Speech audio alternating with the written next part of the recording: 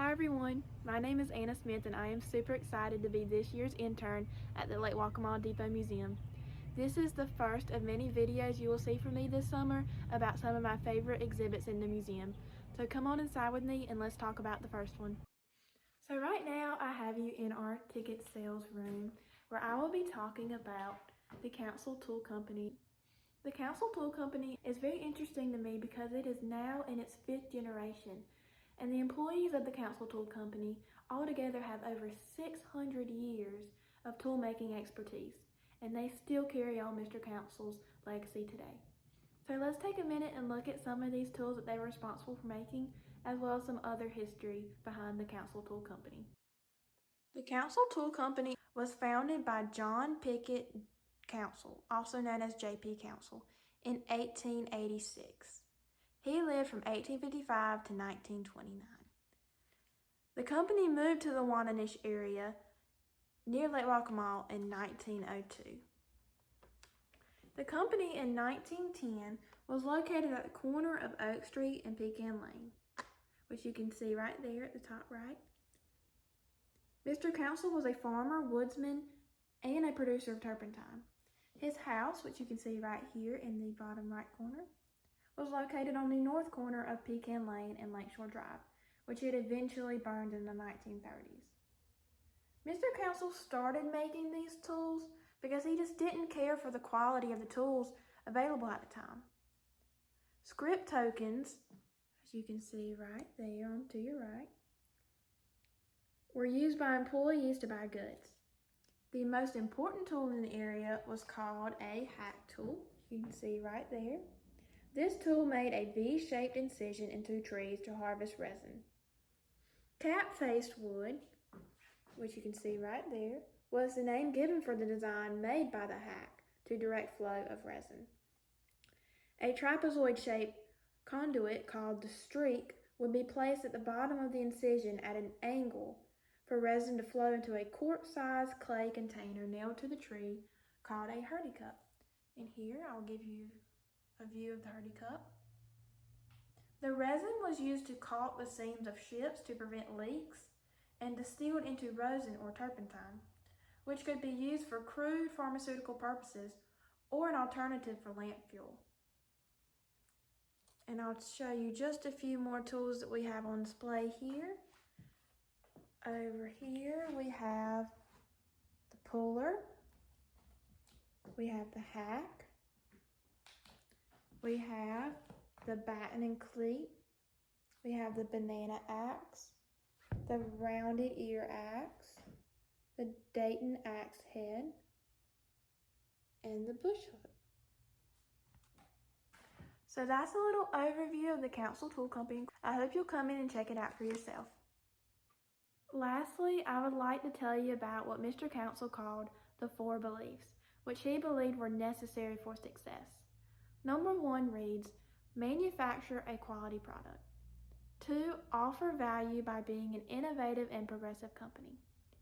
3, be straightforward and honest in your dealings. And 4, be a good corporate citizen. I have learned a lot through my research on the Council Tool Company, and I hope you will stop by to learn more yourself, see some other displays in the museum, and keep in touch with us on Facebook to see more of my videos. Thank you, and I hope to see you soon. Today I'll be telling you about another one of my favorite exhibits here at the museum, so come on and let me tell you a little bit about it.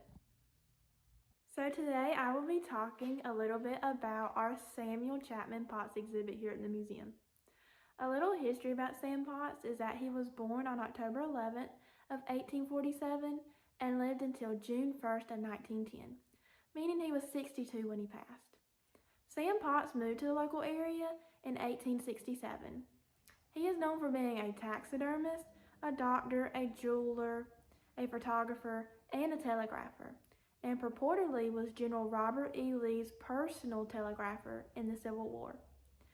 Sam Potts was also the depot's telegraph operator when he moved to the area. So this is probably my favorite piece here at the museum. This is our replica of the Bohemian Girl. Sam Potts was well known for his pleasure cruises on Lake Waccamaw. on this single-cylinder steamboat, which he named the Bohemian Girl. Now, the name derived from an opera by Michael William Boff, which premiered in London on November 27, 1843. Tourists from all over North Carolina, South Carolina, and even Georgia travel to enjoy the cruise offered by Potts. Now, a little history behind our replica here. Earl Hubbard was the maker of this replica. He set out to build a model of Captain Sam Potts' storied steamboat, the Bohemian Girl, that sailed on Lake Waccamaw a century ago. He was determined to make it as much like the original as possible. So finally, I just want to tell you a little bit about our wall here in our Samuel Chapman Potts exhibit. Right here, we actually have a photograph of Captain Sam Potts. And something that I found interesting about Sam Potts is that he also purportedly devised a way to take a picture of himself without any assistance and before the development of the time-release shutter cameras. Some photos that Sam Potts allegedly took himself with him at a distance from the camera we actually have here on our wall. And my favorite picture is right here. This photo of a large boat under construction may be the Bohemian Girl, because Sam Potts is the fellow sitting on the ground, and the tallest lady in the dark dress is his wife, Louisa.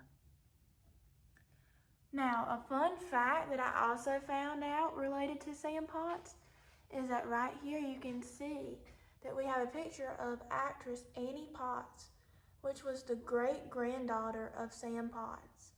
A little bit about Annie is that she is a famous actress who has done things such as voiced Bo Peep in the Toy Story movies and also played the role of Iona in Pretty in Pink, and she is still alive today.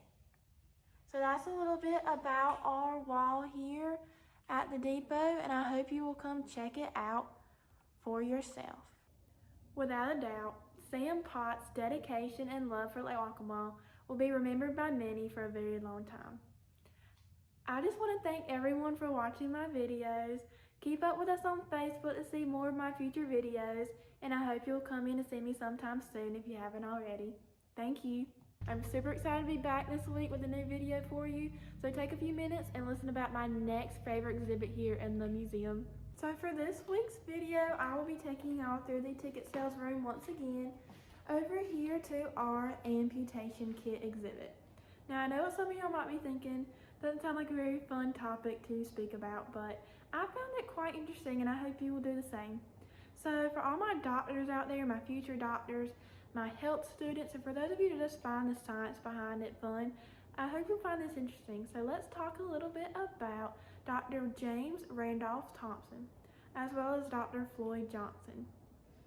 Firstly, I want to tell you a little bit about the amputation kit that you see here. Dr. Floyd Johnson was the first health officer in Columbus County. The amputation kit was actually owned by Dr. Floyd Johnson. And here on display, you can see that we have his black bag, we have his microscope, and we also have some of the amputation tools such as a scalpel and the scissors. And one fun fact that I found out about this amputation kit is that when it wasn't being used on human patients, it was also used on animals.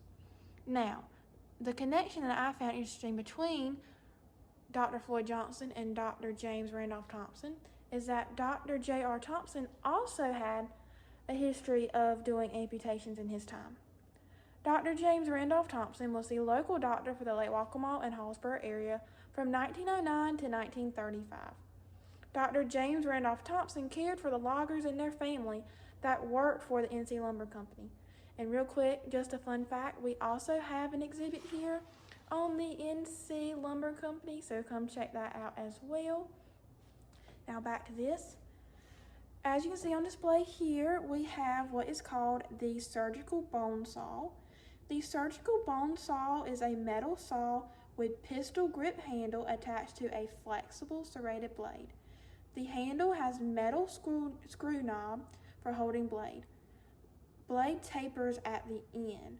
Once Dr. Thompson had to amputate a logger's foot which was crushed under heavy machinery deep in swamp area.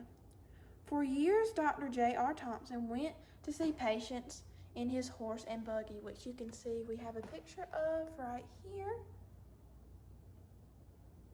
But in 1916, he acquired a Maxwell car, a luxury which helped him see many more patients each day, and we actually have a picture of that here as well.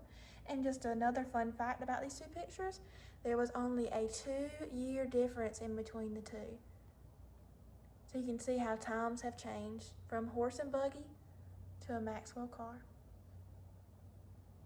Dr. J.R. Thompson lived in a beautiful house on Lakeshore Drive.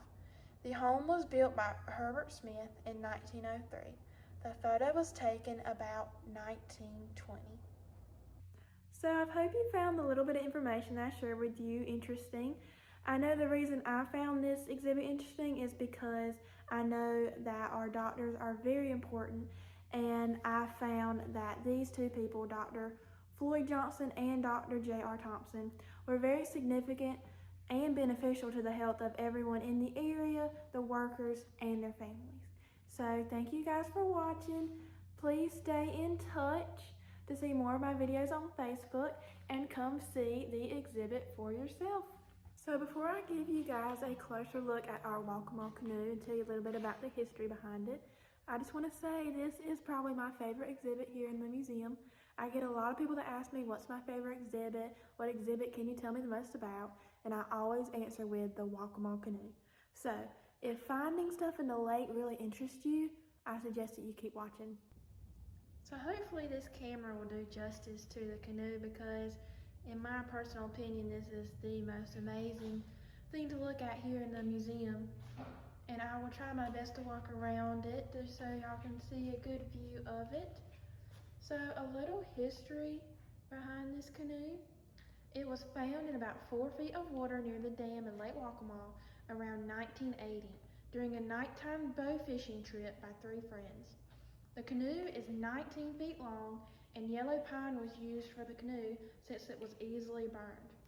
Indians carved out the inside of the canoe, and by that carving date, the canoe is about 350 years old. The canoe is so long because the longer it is, the faster it will glide along the lake. The Indians most likely stood up and pulled it since the lake is shallow along its edges. The canoe is so well preserved because of the perfect pH value of 7 that the lake is. The 3 friends that discovered the canoe, Danny McDowell, Dale Clark, and Benny Neely, told the local newspaper at the time that it was a 4-hour task to free the submerged canoe from its ancient resting place. They actually had to come back the next morning because they couldn't do it that night because it was so dark. It was also said that when the men got the canoe loose from the sand, it floated right up, as it must have when the Indians used it. The men were able to jump in the canoe and paddle it back to shore. News of this discovery quickly spread, and people from all over were wanting to see the canoe. The state park eventually took ownership since it was found on state property, but now it sits here at the Lake Waccamaw Depot Museum for everyone to see. So I hope you'll come and see it for yourself, and also don't forget to come check out our gift shop, come see me, and keep up with our Facebook videos. Thank you.